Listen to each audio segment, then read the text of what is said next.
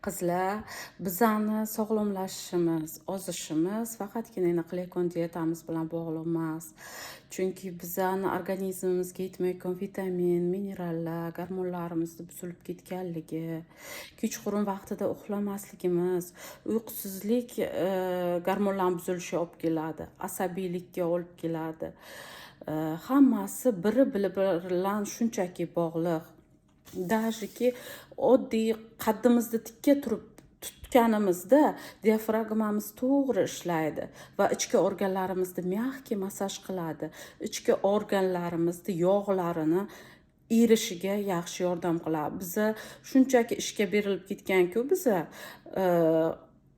qomatlarimiz bukilgan, qonimiz oldinga chiqqanroq, orqaga chiqqanroq, lekin qizlar o'shani to'g'ri ushlab, to'g'ri nafas olishimiz hattoki bizani sog'lomlashishimizga olib keladi.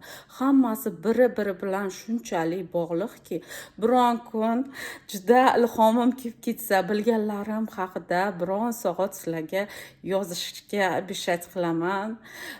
Bunga настроением bo'lishi kerak. Men выходной kunlarimga sog'lig'im to'g'ri kelmadi, yuzimga uchuqlar chiqib, nimadirlar bo'ldi. Men sizlarga bu haqida to'liq ma'lumot bera olmadim.